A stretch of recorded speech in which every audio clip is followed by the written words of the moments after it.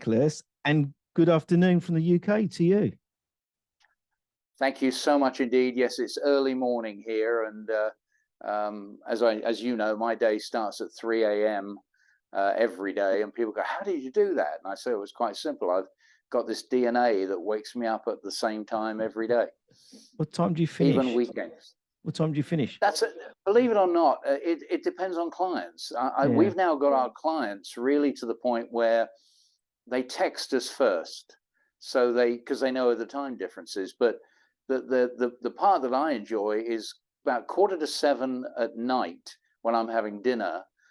India, for instance, I've got a regular call that we have and discuss bits and pieces. So it does go into the evening sometimes. Yeah. And then the weirdest part is this: if India wants to have a meeting with me at their, shall we say, 9 o'clock, then it's like late in the evening.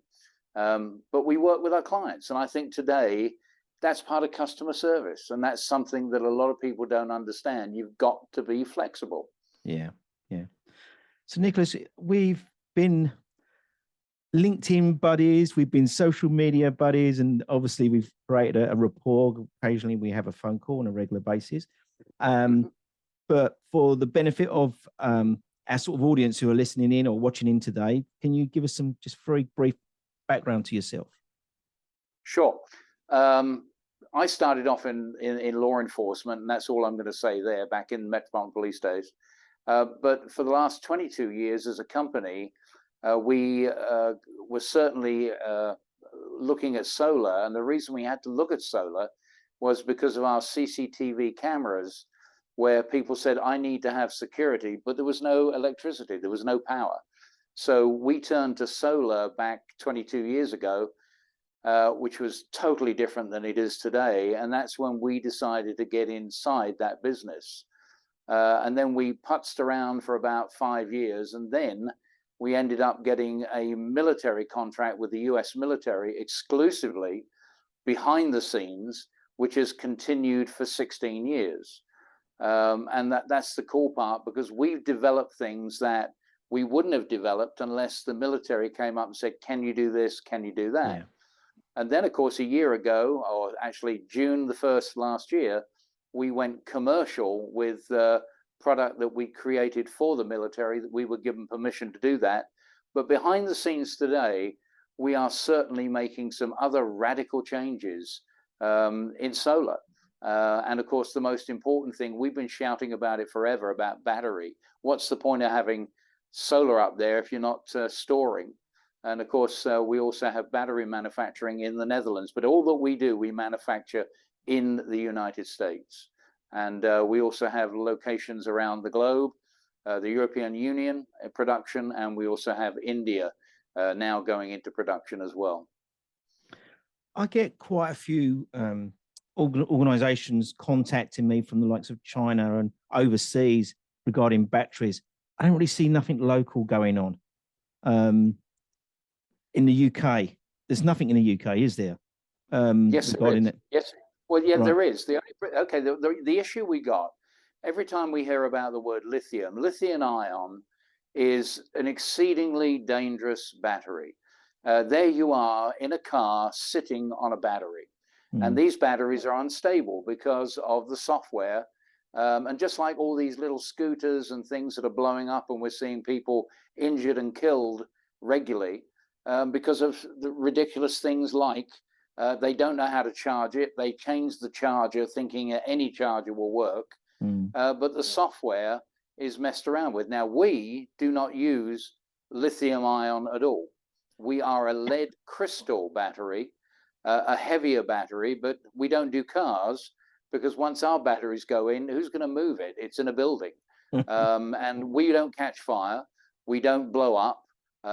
We literally are the most stable battery that is out there. Now, we also use lithium phosphate in certain cases, because that is one of the most stable batteries in the lithium range. But yeah, we are in the Netherlands, but we do market in Britain, and we market in India, and we market here in the United States. So you're saying lithium batteries like sitting on a time bomb? Yeah. I have heard that. I personally will not buy an electric vehicle. because I'm not going to put a car with a battery in it in my garage and not knowing whether it's going to blow up or not. Now, you know, to me, how can I put it? Good electrician, you wire it correctly, that's all well and good, but it's the actual battery system itself. Remember, these batteries are made up of cells, and the software is saying, I've got to charge this to 100%. Now, if you have a dicey cell sitting in the middle, and now it's trying to charge, it's going to really do something to a cell that's got an issue, and that's where a fire can start and does start. So the likes of a Tesla, have they not got this sussed? No, Tesla is making a change on batteries, except LG is also got issues. There's a situation with GM cars over here. Between GM and LG in the last 2 years, they've spent $2 million on updating vehicles that are out there because their battery system sucks. They're having issues. And then the other thing that makes me laugh is you're now hearing, well, the government wants us to open up battery factories, so we're going to open up a battery factory. So they open up using lithium ion. And why do you want to do that? Because in the next 2 years, at least, there's going to be a radical change in battery manufacturing. For instance, solid state is really moving along. But again, there's a good dozen companies that are trying to do this and that, and coming together is going to be a problem. It's like vehicles. Why do we have individual companies doing their own battery deal? Why couldn't we work on one replacement battery system that when you get down to a quarter of a tank of electricity, you drive in and within 5-10 minutes, they've removed your battery and put a new battery in underneath. And there's ways of doing that. We're already seeing it on scooters and mopeds in Asia and working very, very successfully. Do you think we're just before the curve still? Do you think we've got a long way to go before we get to that stage? No, I don't. And again, this is Ian Hunt and I have had many conversations with some very interesting people that have got ideas. And what I like to do, like you listen to everyone and you sift through what you feel is relevant, and then you can move forward. But I honestly see a 2-year period of we may get some settlement, and then I think within 5 years we'll have absolute, we know where we're going. And to have electric cars by the year 2030, or California banning any gasoline cars by 2035 is absolute asinine. It's ridiculous. Because fossil fuel is always going to be with us, always. Yeah. There's a lot of lithium batteries out there if we've got to wait for 5 years' time, isn't it? Yes. Lots of bombs out there as such. Yes. And if you go on LinkedIn and any of you want to, please do. Don't come to me. Don't listen to me. There are several gentlemen that are out there that are absolutely following the safety of batteries, especially fire departments and safety experts. And it's amazing. Just type in lithium battery fires and you'll be shocked at how many are there. Okay, on a bus, for instance. No, on a bus, it's not at the bottom. All the battery systems are in the roof. And we're seeing more bus fires now than we've ever seen before. One caught fire recently and it was parked, wasn't even being charged. And not only did that bus burn completely, it ruined another 8 as well, destroyed those as well. What country was that in? That one, I think, was France. I might be wrong, but I think it was in Europe. Right. I've never worried too much about the manufacturing of the battery and the operation of it. My biggest worry is, what do we do when because they've only got like a 10 or 15 year life cycle, haven't they? Right. Which isn't, I've got a car, an old car, which is 15 years old. So I'll probably be looking at getting that battery changed. What happens to the old? What happens to that old one? Well, all of the old batteries, especially lithium, they cannot be recycled. Totally impossible. I mentioned our lead crystal. We're 100% recyclable. And so in the business world and also in the residential world, we've got battery systems that at the end of their life, they're recycled. There is nothing going into a landfill whatsoever. And that was another criteria, the same as the same as our solar panels. There are our solar panels are 99.9, but we're about 3 weeks away from being confirmed that we're 100% recycled. There are, again, another thing. Go on LinkedIn or anywhere, any news story, Google it, and take a look at the companies that say, oh, we can remove your old solar panels, or when you've installed the ones that didn't work, and you see truckloads of these things. There's a company over here in the States that just cleans up sites, new sites and old sites, but they can't recycle them because, number one, the aluminum or aluminium, and also the glass, and also the makeup of all the elements that are in there, you just can't do anything with it. And if you do, oh no, I'm wrong. You can do something with it, but it's far too expensive to do something with it. Aren't there companies in the US that are manufacturing new panels from the old? Yes, we are. We don't use glass at all. If you look at the Chinese panels, and I call them the Chinese Communist Party panels, solar panels, they weigh 40 pounds. They've got a glass front and they've got aluminum all around, and they weigh 40 pounds. Our specific panel only weighs 8.5 pounds, no glass whatsoever. And also, by the way, our panels not only can be in the vertical, they can be in the horizontal, and we do a wraparound panel and go one stage further. We float them as well. So we can literally float them on a lake or on an ocean. And we've got the most incredible system, but we don't sit here tapping our chest going, look what we've done. We don't want to sell to anybody. We want people to buy from us for the right reasons. And what do you mean by that? What's the difference between the two?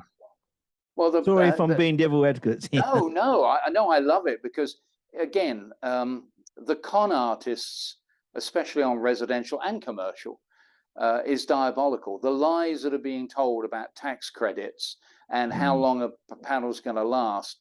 The Attorney General for the state of Iowa has got 16 companies under severe investigation. One was called, one that was under investigation but is no more, only because they went out of business. It was called Pink Energy. And Atlanta, Georgia had the greatest thing their TV station could do is they did undercover cameras, and they caught these people in the lie. And that's what we're seeing. People are being lied to about what can do. Oh yeah, sure, I can put 20 panels on your roof and you'll never have an electric bill again. That's a lie. It doesn't work that way. If you want to invest in energy, you've got to have the right amount, and you also need a battery system. So whatever you're pulling in, you need double the size of a battery system. And then you come to EV charging, and people say, well, I can charge my car at home now with solar. Well, you're going to need 7.2 7.2K kilowatts to be able to charge your vehicle. That's a lot of panels. That's 42 panels just for your car. Yeah. So there's lots of changes, and we're working. And when are you likely to plug it in? When you get home and it's starting to get dark? You just hit the nail on the head. And then the grid system, whether it be Britain, Europe, or here in America, it can't take that type of power. No. I mean, one of the things I found fascinating about you was that you did a whole list some time ago now about what was the most what device used more electricity in your home. And people don't realize it.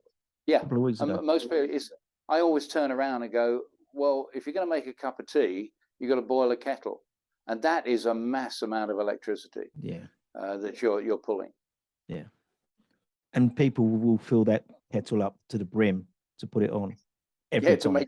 to make one cup of tea. Yeah, exactly. Yeah. There is an island somewhere, and it's off Britain, where they've gone completely solar. They've gone water as well, and wind turbine. And they're mainly senior citizens, but they're now completely powered by sustainable energy. And this one lady, they were shooting the interview in her kitchen, and she says, "You do understand that we can't all make our 4 o'clock cup of tea because we'd run out of power. And she must have been a good 60, 70 years of age. And it was fantastic to hear that because she knew it was logic. So I haven't installed, but on my windowsill, I've got solar lights. Perfect in the summer. Perfect in the summer because they're getting a good charge. In the winter, not so good. That's what I'm finding. And that's when you need the lights, unfortunately. So everything's got purpose, and it's got energy management's a journey. You have to manage. That's why we call it energy management, funny enough. We have to manage the energy, whether you've got technology in there or not. It's to be managed. And that's a big word to some people because they don't understand. It's something I want to bring up. You talked about in the winter, you're not getting the amount. Our system does not rely on the sun. I know it sounds strange. No. We deal in light waves, and literally you've got a gray sky. You still got light, and our panels are working. We did a test for the British military. Can't go into the total test, but every single day that this was being tested, it was raining, cloudy, cold, and gray skies. The test worked so well that at the once the dusk had come, they converted to the battery, and by the next morning, running stuff by battery, they still had over 20% of the battery left. Right. And this was not in perfect situation. And that's what we have to look at. There is no such thing as perfect. No. Nothing. No. There's too many variables. And did it improve in the summer when it was lighted massively? Slightly. And this is only slightly. We're achieving a 26% plus efficiency. But the crazy part is this, you're told never to put your solar panels on a north face. Well, if you put our system on the north face, you're still going to attain 88% of what we said would happen if it was in a different position. And how did we didn't design it that way. We always thought, north, and never really until a few years ago tested it and went, holy crap, we're getting this. And that was in the vertical. And to me, there are so many changes that we've done. I can't wait until the summer of next year when we start releasing some of the other new capabilities that we have, because when you do it for the military, especially the US military, it's got to be grunt proof, because I'm not saying they break everything, but they break everything. And we're very happy to work very closely with them. Well, they're not being installed in normal places, are they? As such. So, and they've got to get from A to B, and they probably haven't got a road to go and get from A to B. So I can understand what you're saying there. Well, it's like we've got panels on Hummers, military vehicles. And for instance, on the north face, the question came up in a meeting, okay, I've got a team out there. I've got 25 guys, and the only place we're going to be able to hide are in caves. And the caves are north facing, and you've only got the light of the whole of the cave. What can we do?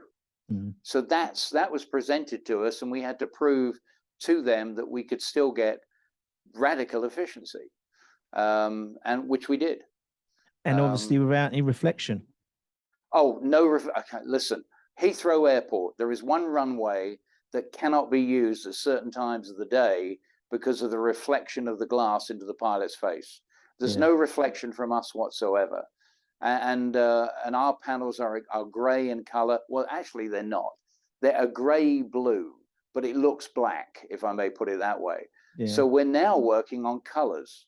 And we've got certain colors that we can take the panels and still get the same results as we've been getting utilizing gray. And a lot of our panels with the military actually are camouflage, and we're still getting the 26% efficiency without any issue. That's interesting. So with the Army, you're talking to global Army, because you've mentioned the UK and you've mentioned America. It's not a green thing with them. It's a needs must, isn't it? They need that power, basically. Otherwise, they're in the dark. Yeah. I mean, the crazy part, Paul, is this, that we're just regular guys. We look at things logically. And when we started doing business with India, who, by the way, are putting in they're putting in basically 5 production facilities, which investing a fortune's worth of money. We are also involved with that company. We're technically 51%. We do their marketing and advise their folks. But one of the aspects they wanted was the government wanted as much solar as possible. Well, we turned around and we said, well, we've got a railway and you've got 67,500 kilometers of railway tracks. So we can put panels between the tracks, between the rails. And it basically works out, if we do the whole lot, and it's going to take 8 years, it's literally a mass amount of energy.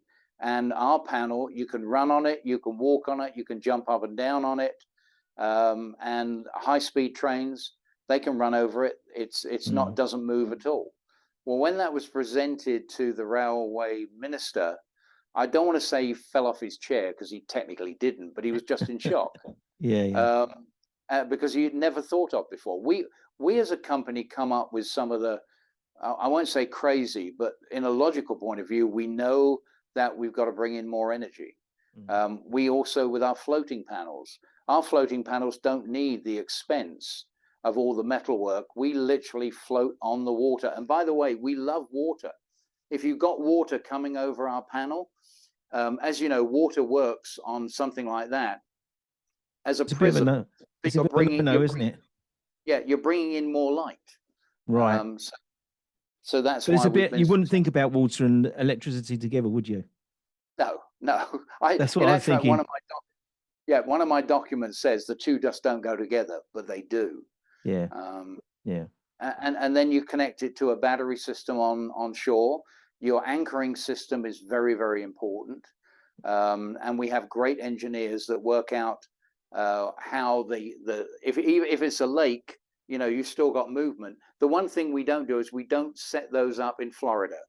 They've got alligators, and we don't want to give the alligators extra food. Yeah.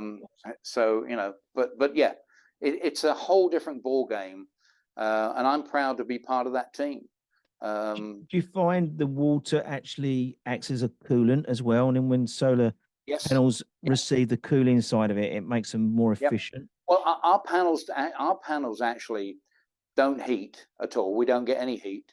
We don't degrade. We don't worry about shade, because we've got 8 diodes in them that literally, if a cell's getting shading, it literally switches it off. As you know, shading kills a panel. And that's part of the problem with a lot of the companies that put stuff up. They just don't take into consideration the shading. But you're right, we don't have any heat issues. And there's another factor which I think is very important, and you understand this, being in energy and electricity and buildings. If you want to be efficient, you've got to use quality copper wire. You've got to.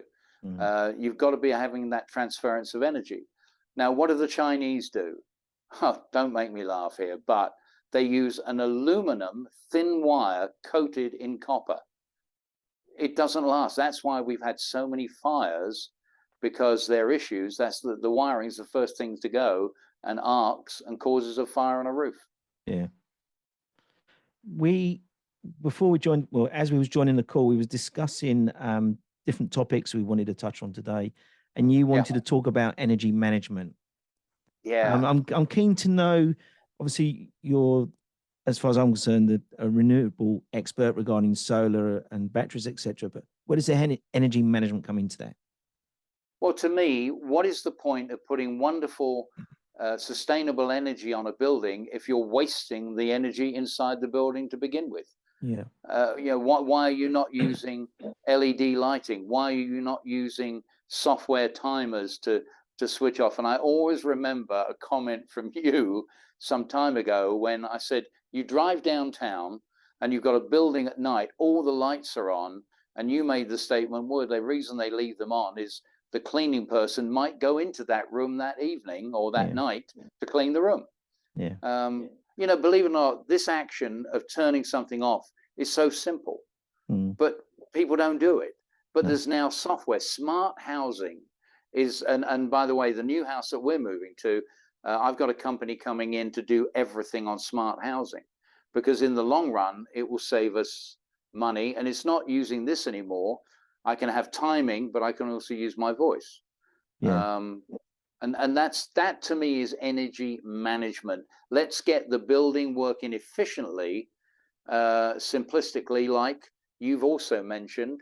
Just shows you I remember what you say. Is why are we burning gas fires in a pub on July the 7th? It's wasting energy. You're my biggest fan, Nicholas. Thank you very much for bringing everyone's attention to that. It was an American hotel in the UK, American chain hotel. And I was sweating just looking at the fire. It was pumping out all this heat. And I made them turn it off. And then very shortly, I actually left the establishment because I was just disappointed with the whole sort of approach to it all, basically. Because it took me, I had to go to the manager to get that turned off, literally. The staff wouldn't turn it off, which again is disappointing because everyone should be empowered to turn things off, in my opinion. So I'm totally with you on this, because energy management, I always say, is a journey. We can go into a building and say, you know, I've had organizations come to me and say, I need to be net zero. My manager said to me, our building's got to be net zero. I want to put solar on the roof. Okay. We need to take a step back. What's the building being used for? How do you open it up? How do you close it? Let's look at your systems, you know. And, you know, if we didn't interject then, they would have had this massive solar system on the top of their building and feeding the wasted energy. Yep. Rather than waiting, manage what we have already and then putting a maybe slightly smaller system in place. Less resource, less cost, etc. And I find that, you know, when we're doing PPAs, so, you know, funding these, so a company will go in and say, right, we're going to put this solar on there and it's going to cost you X.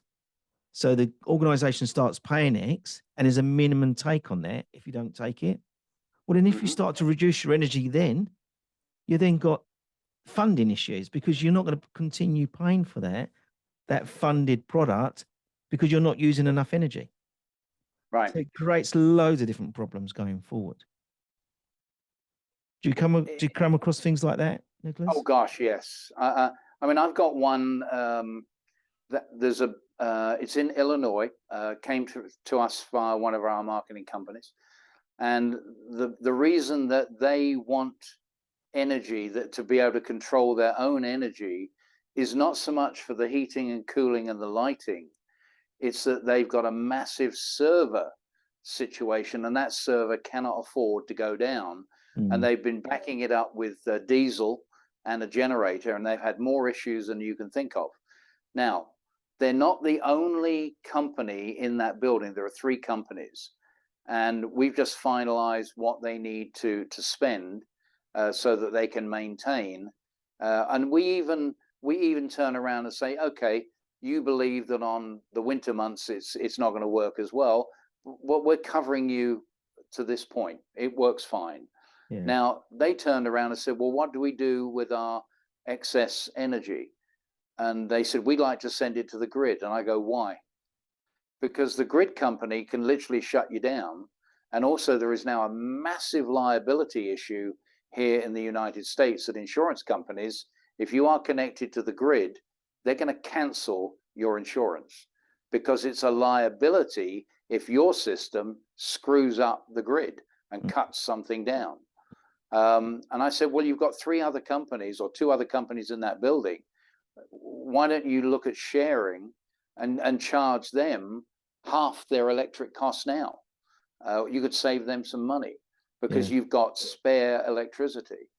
So yeah, we have a lot of companies, and I've got another one which is actually the state of Iowa. They've got a magnificent building, and it's the Economic Development Council's building. And everybody goes, "Oh, it's a smart building." Well, the guy that's in charge of it on smart, he always leans forward and goes, "No, it's not. We haven't even done anything yet." So we're working with them to completely to do their system, including they decided that they want their parking lot also canopied with solar on top. So they've got charging stations in certain places. And then any of the excess that is there coming in is going back into the building. So we've been able to reduce the amount of solar that they need on the building. And again, but what we've done there is what you say, and I think you do it every time. You go in and find out what the systems they've got, how much are they spending, what reliance do they have, what failures are they having, and what other improvements do you want to do? And we started by the guy turning around. He said, "Well, the first thing I did when I got in here was I changed every single light into an LED." Good start. Also, we are into motion lights. That is, when somebody leaves the room and there's no motion, the lights go out. Those are the simple things people ought to do. But sometimes people go, "What do you mean I've got to spend $100 for that particular switch?" Well, that $100 is worth every penny, because the amount of energy you're wasting is going to just keep mounting and mounting and mounting. Exactly. Spend to save. That's what you grab. That's the approach. Yep. Talking about spending to save, I've just upgraded all my. So I've moved into a new apartment. Obviously, flats in the UK don't have gas, so we don't have gas central heating. So it's all electric, because obviously the danger of that. So my electric heatings, obviously, I've inherited. My electric heaters I've inherited. So I've got a 3 kilowatt, I've got a 1.5 kilowatt, and I've got an 8 kilowatt. An 800 watt one. So what I've done, I've replaced all those. I'm in the process, and I've got infrared panels, and they look beautiful. They're thin. They look like little 600 by 600 sort of plain white, but the one in my bathroom is actually a painting. It looks beautiful. They're all linked to my phone, and my phone is programmed. So they're on a timer. So they come on in the morning, may go off in the afternoon and come back on in the evening, especially at the weekend. However, if I leave the house and my phone's in my pocket, 100 times out of 100 will be the case, the system will know that I've left the house, so it will shut down. Yep. When I come back, it will come back on again. Yep. If the temperature drops within external temperature, because not everyone has outside air sensing on their house, but True. it knows where I am based on where my phone is regarding the position of the installation. So it's monitoring the outside air temperature, because it can pick that up from Google or whatever. So if the temperatures drop, it will come on. If the temperature rises, it will go off.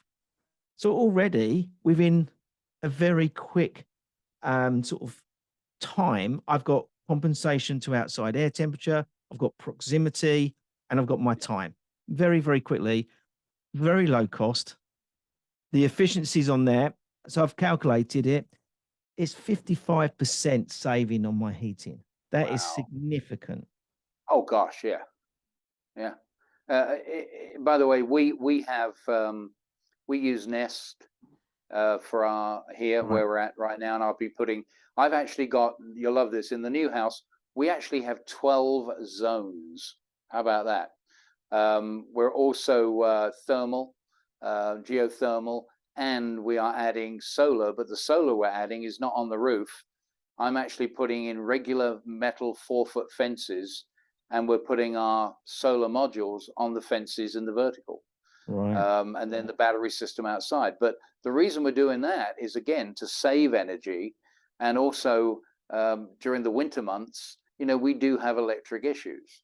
I mean, the weirdest thing, Paul, right now is last week we were getting freezing temperatures. It went down as low, I think 11 centigrade, minus or whatever it was, 24 degrees Fahrenheit below, and it was cold. This weekend we've been at 80 degrees. And then during the week, you're now going to see it go downhill. And what do people do? They suddenly go, oh, we've got to turn the heat on. You didn't do your maintenance, for crying out loud. Get a maintenance contract with your air conditioning and your heating people, because it's too late when it goes wrong. Because they're going to be busier than heck. And those are the others. And this is, again, things that I think you, as an energy manager, and also it's your attitude, the way you tell people or explain to people, because there's a lot of uneducated people in management of buildings. They've got no earthly idea. And I think it becomes the education process, which is tied into your services. Yeah, very much so. And working with people. Yeah. You know, I kind of smile, but we do have issues here. The amount of energy that's wasted, driving around during the day and seeing streetlights on. I mean, that's one of my favorite things that I just, why? The software today, with what we've got internet-wise, especially over here, we can control anything. If people was to follow me on Twitter, they see it every time. Whenever I see a light on outside, it goes straight on Twitter. I don't name and shame, but maybe I should start doing that going forward, because there's some big company names there. Yeah, right. Yeah, if I said you're obsessed, I think I'm right, and you are, because you're right. Because no, I don't mean that negatively. No, you've got to be, and it's people like ourselves, you and I, and our team, that when you start talking to people and say they've got no earthly idea, they think you're full of what. And they go, no, that's not going to work. Well, have you tried it? No. It's like my biggest laugh at the moment is John Deere, the manufacturer of tractors and combine harvesters and everything else. They are now attempting, and they've started, to electrify and make those machines totally electric. Now, hang on a second. I used to own a farm in Britain. When you're out there working and you're getting low on diesel, it's very quick to come to either have a tank brought to you or you go to it, and you top up in 10 minutes. What are you going to do with an electric tractor? Because farmers work 18-hour days. When the hell are they going to charge them? Yeah, with the lights on as well, probably. With the lights on. Yeah. They can't do it. And we've got one farmer who's got a pig farm, and John Deere really pushed him to go all electric, to do this and do that. And his argument is partially what I've told you. Why? I can't do it that way. And all these folks that say fossil fuel is going to go away and it's been bad and this, that, and the other, it was what was there at the time. And now we're moving. And yes, don't get me wrong, there is going to be a decrease in fossil fuels. It will happen because there are better ways of doing it, but you'll never, ever get rid 100%. Impossible. Yeah. So, Nicholas, we're coming to the end of our conversation and our soapbox. I'm going to give you a magic wand now, and I'm going to ask you to use it. What would you do with it if you had a magic wand today in our industry? Oh man, I think we've just touched on it. It's educating in a manner that, if we need to use a little bit of humor, let's do it. But we've got to educate, and we've also got to not just educate, we have got to work with the manufacturers of these devices, because some of these manufacturers just make things and they go, oh yeah, they'll buy it, without doing some beta testing. They just think it's a great idea. And definitely we've got some great companies out there that can be really beneficial to all of us. And the magic wand is, folks, start looking at it from a different start looking at it from a different perspective. Because at the moment, money globally is tight. You can't afford to do certain things you're doing. You could be cutting your costs, just like you said, 50% on your heating. And that's a mass amount of money that people can save. Look at the silliest thing, leaky windows. the old wooden windows or even the metal windows, and there's a draft coming in. Now that draft is absolutely costing you a fortune. And it's just education. I think we've got to wave that wand and educate. Yeah. I've been finding recently, I'm going to show you a tool that I use for educating. You're going to smile. The energy rates in the UK has gone up 400%. Okay. Now that talks when you start putting those figures in there, and it then shows you. So I would say that one light on for 1 day, on for a week, on for a month, on for a year. You get to the year, then that starts to really, the numbers start to rack up. That starts people to think. And then going back to the savings. So if I save 55% on my energy, okay, that's a big figure. That's just on the heating though, bear in mind. If an organization was to save that, that's the same as them.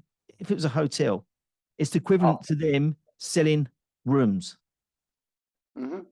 It's equivalent to them selling widgets. It's equivalent to them having a member of staff less, one member of staff less. So it all starts to add up. And if we then start to, for me, bring this energy management into the financial world, I think the spend to save will happen a lot quicker, in my opinion. I concur. And I think, although it's no good talking to CEOs, okay, the C-suite in many cases are, they think they're brilliant when they use an electronic, a digital watch, and they've got an iPad. They think they're the bee's knees on the internet thereafter. When you look at the maintenance guy who is underpaid, and when you look at the financial, and yes, part of the C-suite, you've got to get those guys together. Totally. We've got to, and you've got to understand that every single person that in that building is as important as each other. Exactly. And don't get me wrong, we've all seen. I can imagine this. I can imagine John Cleese doing this. Of he walks in a room and literally switches out the light. In other words, as he always switches it off. Actually, it's just reminded me of something. We have in Iowa, we have an auditor called Rob Sands. He's a pain in the ass. Don't get me wrong. He's running for re-election, but the ad that he's done is brilliant because literally he's doing that. He's counting things. Why do we need all this? As he walks out of the room, he's turning the light off because he's saving money. I'm going to find that ad and I'm going to try and send it to you because please that's the perfect thing. And it's humor. Okay. And if we've got to go to humor, let's do so. Where's Morecambe and Wise when we need them? You know what I mean? Where's Des O'Connor? I'm going back in time now, but literally education and humor will work, but it's a very serious situation. But I will find you Rob Sands' commercial that he's running, and I think you'll smile and realize what we could do. And I'm now thinking about, I'll produce what we've been talking about from the rooftop or the sides of the building and solar and battery, and what's inside the building, and what are you trying to save when you're wasting it already? You're on a losing path before you even start. Nicholas, it's been a real pleasure as usual. Thanks, sir. I was gonna say, when I first launched your podcast, I called you Nicholas Rushton, didn't I? Do you remember? Yes, I do. Yeah. I said, "Oh, I'm an amazing podcast, but you got my name wrong." And I went, "Oh yeah, Nicholas Rushton is a comedian, isn't he?" Rushton, the last name, I'm trying to think. It wasn't Nicholas. William Rushton. William Rushton, yes. Yes. Is he a comedian? Very much a sketch artist. Comedy, yes. A very good actor. Was back in the day. We need to bring him back for his humor, maybe. Oh, well, and I know we're coming to the end. I mentioned John Cleese. And what he is, and behind me, you can see actually I've got a book behind me. Yes, I can see that. Yeah. And that to me is absolutely important because John has done a phenomenal job of getting messages across. Back in the 70s, he produced a video called How Not to Exhibit Yourself. And it was all about trade shows and what you shouldn't do. And it was brilliant. And it's still being seen today. And I think we can be certainly ahead of the curve and start teaching people, which is not only going to benefit us, it's going to benefit them. Totally agree. Nicholas, thank you very much. You and your family, please stay safe in these times. We speak soon. Take care.